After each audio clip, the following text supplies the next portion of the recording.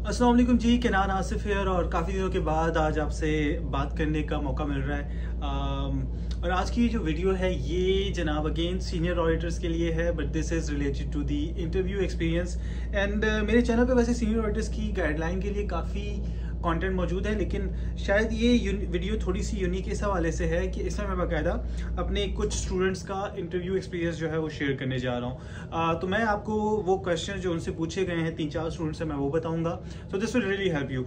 दूसरा ये कि अगर इन क्वेश्चंस के अंदर अगर मुझे कोई चीज़ ऐसी दिखाई देती है जो मुझे लगता है कि यार शायद आपके इल्म में ना हो, थोड़ी सी कम्प्लेक्स है, तो वो भी मैं आपको साथ साथ बता दूंगा।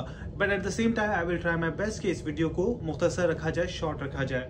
सो जो पहला एक्सपीरियंस मेरे साथ शेयर हुआ है वो ये है कि एक्सपीरियंस इनका अच्छा रहा। I was a bit nervous but later on I became comfortable and the questions that they asked were micro economics क्या होती है, नंबर 1। नंबर 2, जीडीपी क्या होती है, पता होना चाहिए आपको। Share of agriculture in GDP of Pakistan. अब ये फिगर्स बदलते रहते हैं, इसके लिए टेक्निक क्या है कि आपने इकोनॉमिक सर्वे ऑफ पाकिस्तान खोलना है, उसके अंदर आपको ये डाटा मिल जाएगा। तो लेटेस्ट डाटा जो है वो आपको मिलेगा, और ये economic survey of Pakistan budget से कोई एक हफ्ता पहले आता है। तो अभी रिसेंटली बजट आया है, उससे चंद दिन पहले ये आया होगा। तो ये फिगर चेंज होता रहता है, और पहले जो था वो एग्रीकल्चर की कंट्रीब्यूशन बहुत ज़्यादा थी, ऐसा था सर्विस सेक्टर जो है वो हावी हो गया है एग्रीकल्चर इंडस्ट्री पर। तो एग्जैक्ट फिगर्स देख लीजिएगा। बैलेंस शीट क्या होती है, obviously I am sure you know. Zero based budgeting क्या होती है, ये बहुत इंटरेस्टिंग क्वेश्चन है, बहुत से स्टूडेंट्स को नहीं पता। आपके लिए वजाहत करता चलूं कि दो तरह से बजट जो है ना एलोकेट होता है किसी भी एक्सपेंस के लिए। मिसाल के तौर पर मेरे पास फर्नीचर के लिए बजट है साल का 1 लाख रुपए, इस साल का 2023 का। अगला साल आया 2024, तो मैंने डिमांड किया 1,10,000। वो मुझसे कहते हैं 1,10,000 क्यों, जस्टिफिकेशन दें। तो वो जस्टिफिकेशन सिंपली होगी कि देखिए लाख तो पहले भी आप देते रहे, हर साल हमारा खर्चा होता है, लेकिन ये कि हमारे एम्प्लॉयज बढ़ गए, कोई और वजह हो गई है, तो अब हमें 10,000 और चाहिए। राइट। ये जो बजटिंग है जिसमें आपने पिछले बजट के अलावा जो चाहिए रकम उसकी जस्टिफिकेशन दी है, इसको कहते हैं incremental budgeting. Right. Incremental budgeting में क्या होता है कि आपको जो पिछले साल के एक्सपेंस एलोकेटेड होते हैं किसी हेड ऑफ एक्सपेंस के लिए, वो वहीं के वहीं रहते हैं, या उसको जस्टिफाई करने की जरूरत नहीं होती। आपको उसके अलावा चाहिए, पिछले साल से ज्यादा चाहिए, तो उसको जस्टिफाई करना है सिर्फ। तो वो अज्यूम ये किया जाता है कि जो पिछले साल का एक्सपेंस था वो इस साल जस्टिफाई करने की जरूरत नहीं है। राइट। लेकिन जीरो बेस्ड बजटिंग में ये होता है कि यार ये एक्सपेंस जो है ये एक दफा हो गया है, ठीक है, लेकिन अगले साल जो अगर ये हो रहा है तो उस एक्सपेंस को जस्टिफाई करना है। तो अगर मेरे पास पिछले साल फर्नीचर के लिए बजट था 1 लाख, और इस साल मैं दोबारा 1 लाख मांगूंगा, तो मुझे नए सिरे से 1 लाख को जस्टिफाई करना है। अगर मैं 30,000 मांग रहा हूं तो मुझे 30,000 को जस्टिफाई करना है। तो मुझे रीजनिंग देनी है कि ये 30,000 रुपए मुझे क्यों चाहिए। हालांकि पिछले साल 1 लाख चाहिए था मुझे, 1 लाख दिया भी था आपने मुझे, इस साल 30,000 पे आप पूछ रहे हैं, लेकिन आप पूछ रहे हैं। राइट। तो ये तरीका होता है, ये कहलाता है जीरो बेस्ड बजटिंग। इसमें हम अज्यूम ये करते हैं कि हर नए साल में जो बजट रिक्वायरमेंट होगी ना किसी भी हेड के हवाले से, वो जीरो हो जाएगी, और जीरो से बढ़कर आपको जितना भी चाहिए होगा आपको उसको दोबारा जस्टिफाई करना पड़ेगा। उसके लिए डॉक्यूमेंट्री सबूत देने पड़ेंगे कि आपको ये क्यों चाहिए। डॉक्यूमेंट्री सबूत तो नहीं, बट रिटन एक्सप्लेनेशन देनी होगी कि ये एक्सपेंसेस क्यों चाहिए। राइट। ब्लू चिप शेयर्स क्या होते हैं, बड़ा इंटरेस्टिंग फिनोमेना है। माइक्रोसॉफ्ट इस तरह की कुछ कंपनीज होती हैं जिनके जो शेयर्स होते हैं वो सिर्फ for the sake of trading ना स्टॉक मार्केट में आप यूँ समझे सेल कर देते हैं, जो ब्लू चिप शेयर्स कहलाते हैं। बहुत हाई वैल्यू होती है, और जो बुक वैल्यू होती है उससे भी बहुत ज़्यादा हाई वैल्यू होती है, but this is what blue chip share is. Advantages और डिसएडवांटेजेस क्या हैं डबल एंट्री सिस्टम के, एक्सप्लेन करने की जरूरत नहीं, आपको पता होगा। नेटो क्या है पता है आपको। नेटो में रिसेंटली एक नेशन जो है वो ऐड हुई है, ये भी आपको पता होगा। नहीं पता तो बस हिंट ये दे देता हूँ कि उस मुल्क का फिर एक दूसरे मुल्क के साथ फड्डा चल रहा है, जंग चल रही है। डिफरेंस क्या है कॉमर्स में और इकोनॉमिक्स में, I am sure you guys know. Right. What is Simon Commission, ये मुझे भी याद नहीं है, लेकिन ऑब्वियसली ये पाकिस्तान बनने से रिलेटेड इसका ताल्लुक था, वो देख लीजिएगा। What happened after exactly. Artificial intelligence जो है वो थ्रेट है एम्प्लॉयमेंट अपॉर्चुनिटीज के लिए या नहीं है। राइट। तो इस पे आपने अपनी ओपिनियन देनी थी, और कोशिश कीजिएगा कि आप इसमें ना कोई नेगेटिव पर्सपेक्टिव ना लें। अगर इसका हमको कोई सवाल होता है कि जी बस नौकरियां खत्म हो जाएंगी, नौकरियां चली जाएंगी, नहीं, बल्कि आपका पर्सपेक्टिव कुछ ये होना चाहिए कि एआई इंसानों को रिप्लेस नहीं करेगी, लेकिन एआई यूज करने वाले इंसान बाकी इंसानों को जरूर रिप्लेस कर देंगे। तो जब भी नई नई टेक्नोलॉजी आती है तो बहुत सारी इंप्लॉयमेंट अपॉर्चुनिटीज खत्म हो जाती हैं, लेकिन 100 और इंप्लॉयमेंट अपॉर्चुनिटीज जनरेट भी हो जाती हैं। कंप्यूटर के आने के बाद खतातों का जो कारोबार था वो खत्म हो गया, लेकिन ग्राफिक डिजाइनिंग की जो बिजनेस था वो स्टार्ट हो गया, राइट। तो इसको ना थोड़ा सा पॉजिटिव इस किस्म के सवालों का जवाब दिया कीजिए, पेसिमिस्ट मत हुआ करें ज्यादा, but at the same time be very honest again. What is your thought on Benazir Income Support Programme? Very tricky question, और आपने बहुत इसके हवाले से स्केप्टिकल भी नहीं होना, ठीक है, और आपने इसको कोई बहुत ज़्यादा अप्रिशिएट भी नहीं करना। लाइक एक थोड़ी सी मयाना रवि होनी चाहिए मेरे ख्याल में। इसके फ़ायदे भी हैं, नुकसान भी हैं। नुकसान मेरी नज़र में पर्सनली ज़्यादा हैं, but again it's up to you. But they have to see कि आपका थॉट प्रोसेस क्या है और आप किन जावियों से चीज़ों को देख रहे हैं। जायकों नहीं, जावियों, राइट। अच्छा जी, what are the basic human rights और सीपेक क्या है? इस्लामियात के वाले सवाल है। आमुल हज़न किसे कहते हैं? आप सबको पता होगा, पता होना चाहिए। अंसार का क्या मतलब है? और कुरान पाक को लिखने और जमा करने की नौबत क्यों पेश आई थी? आई थिंक ये भी आपको पता है। Name the 2 women who climbed K2 recently, ये शायद आपको ना पता हो, देख लें, मुझे भी नहीं पता। अच्छा, ये था पहला इंटरव्यू, राइट। इसमें अगर आप नोट करें तो जीके बहुत ज़्यादा थी, अकाउंटिंग वगैरह थी, या बिजनेस से रिलेटेड क्वेश्चन थे। और ये जो अगर आप इस कंटेंट को देखो तो इसमें इंट्रोडक्शन और इस किस्म की चीज़ें और स्ट्रेंथ्स और वीकनेसेस वगैरह क्यों ज्वाइन करना चाहती हैं, ये सवाल बिल्कुल नहीं हुए। तो दिस इज़ वन वेरिएशन। अच्छा, मैं एक डिस्क्लेमर दे दूं कि ये मत समझिएगा कि इनसे ये सवाल हो रहे हैं, आपसे इसी लेवल के सवाल होंगे। इस इंटरव्यू को देख के मुझे लग रहा है कि ये जो स्टूडेंट है, हो सकता है इनकी तालीम जो है वो BCom हो और इससे ज़्यादा नहीं पढ़ा या इससे अलग कुछ नहीं पढ़ा। So that is why in questions का जो लेवल था वो भी यही था। लेकिन अगर फर्स्ट करें आपकी तालीम डिफरेंट है, अगर आपने CA किया हुआ है, तो फिर आप ये एक्सपेक्ट ना करें कि आपसे इतने बेसिक सवाल होंगे। आपसे फिर अकाउंटिंग और ऑडिटिंग से रिलेटेड थोड़े ज़्यादा डीपली जो है ना क्वेश्चन पूछे जाएंगे।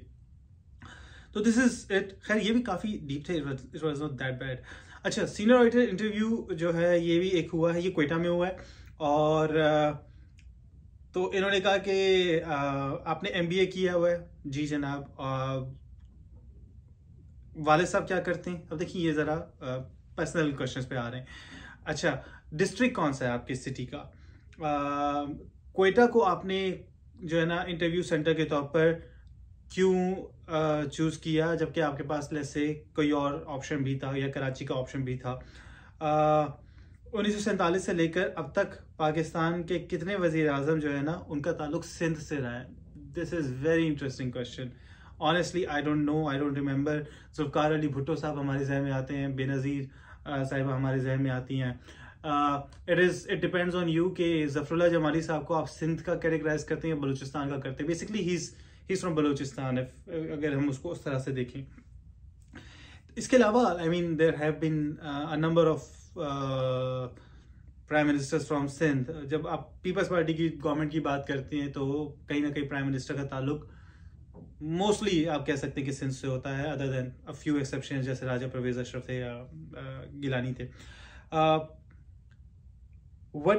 अच्छा, अभी आप क्या करते हैं, ये भी एक सवाल हुआ है, तो इसका भी आपने अच्छी कोई जस्टिफिकेशन देनी है। वेले बैठे हुए जवाब नहीं होना चाहिए। जिस बैंक में जॉब करते हैं वो कहाँ पे मौजूद है? अच्छा, गवर्नमेंट ऑडिट में जो है आप किसको आंसरेबल होते हैं?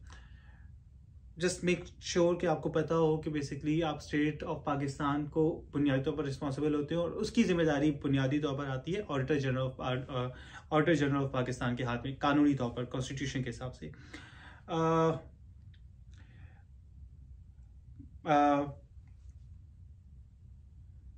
मनी ऑडिट नहीं, what is a value for, या वैल्यू फॉर मनी क्या होती है ऑडिट के हवाले से? तो ऑडिट करवाने का क्या फायदा होता है आसान लफ्जों में? गोइंग कंसर्न प्रिंसिपल क्या होता है? Very simple, very very basic. Accounting का कॉन्सेप्ट नहीं पता, देख लें। मटेरियलिटी कॉन्सेप्ट क्या होता है, प्रिंसिपल क्या होता है? एडम स्मिथ के बारे में सुना है, वो कौन था? अच्छा, अकाउंटिंग के फादर कौन थे? ऑनेस्टली नहीं याद। एक नाम था जिसने पहली बार डबल एंट्री के सिस्टम की बुनियाद रखी थी, कोई इटालियन टाइप नाम था, वो आप लोगों को याद आ रहा होगा, कमेंट्स में लिख दीजिएगा, ठीक है, वो ज़रा देख लीजिए। अच्छा, वैल्यू फॉर मनी के बारे में फिर बात हो रही है। फाइनेंशियल पोजीशन क्या होती है, तो फाइनेंशियल पोजीशन और फाइनेंशियल परफॉर्मेंस, ये दो कॉन्सेप्ट जो हैं ये आपको पता होने चाहिए।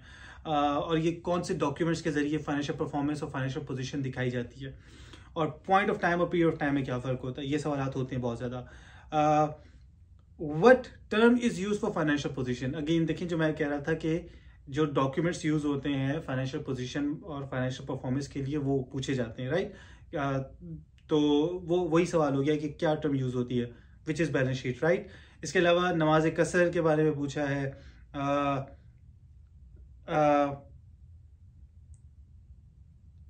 विच नमाज इज एक्सपेक्टेड है या एक्सेप्टेड लिखा है इन नमाज कसर, राइट। आई डोंट नो, नमाज कसर के बारे में ऑनेस्टली नहीं पता, लेकिन नमाज इस्तिस्का आमतौर पर पूछी जाती है जो हम बारिश के लिए गालिबन करते हैं। तो नमाज कसर को देख लीजिएगा, ये कोई 9-10 मिनट का इंटरव्यू था। इसके अलावा एक और इंटरव्यू था जिसमें परचेजिंग पावर पैरिटी पूछी गई है, टाइप्स ऑफ ऑडिट पूछा गया है, इंटरनल ऑडिट क्या होता है, एक्सटर्नल ऑडिट क्या होता है, इनमें से इंपॉर्टेंट टाइप्स कौन सी हैं ऑडिट की। परसेंटेज कैलकुलेशन एक स्टूडेंट से बाकायदा करवाई गई है, उनको कहा भाई कि 800 का मिसाल के तौर पर 32% या 35% क्या होता है, 32 नहीं होगा, 35 होगा, 25 होगा, कोई इसका नंबर, इजी राउंड फिगर था। तो उन्होंने जुबानी तो नहीं, बहरहाल पेपर उनके सामने पड़ा था, उसको पकड़ के कैलकुलेट कर लिया फौरन ही, तो that was a good thing. Ratios के बारे में उनसे चंद एक सवाल हुए, क्योंकि इनकी डिग्री असल में मैथ्स की थी, ये ध्यान में रखिएगा, इन्होंने मैथ्स और इकोनॉमिक्स किया था। पेपरा रूल्स इनसे पूछे, ये मैं स्टूडेंट्स को हमेशा कहता हूँ कि जो सिलेबस है आपका अकाउंटिंग का, ऑडिटिंग का, वो तो पूरा पढ़ के जाओ ना, that's very important. Senior auditor की जॉब डिस्क्रिप्शन के बारे में उनसे बात हुई कि क्या आपको पता है कि क्या करना होता है वगैरह वगैरह, ये आपको पता होना चाहिए। मेरी वीडियोस देख लें, आपको मैंने बड़ा डिटेल में एक्सप्लेन किया। बेसिकली जो ब्रांच है वही आपकी जॉब डिस्क्रिप्शन है।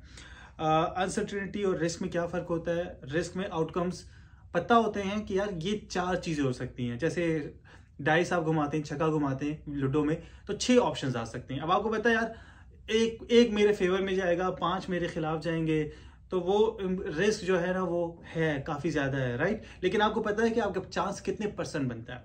अनसर्टेनिटी में या तो आपको यही नहीं पता होता कि ऑप्शंस क्या क्या हो सकते हैं, ठीक है, और आपको ये भी नहीं पता होता कि किस ऑप्शन के चांसेस कितने ज़्यादा या कितने कम है, राइट।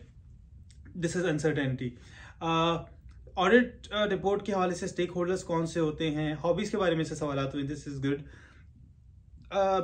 पे और अलाउंस में कोई एरर्स है तो वो आप कैसे डिटेक्ट करेंगे।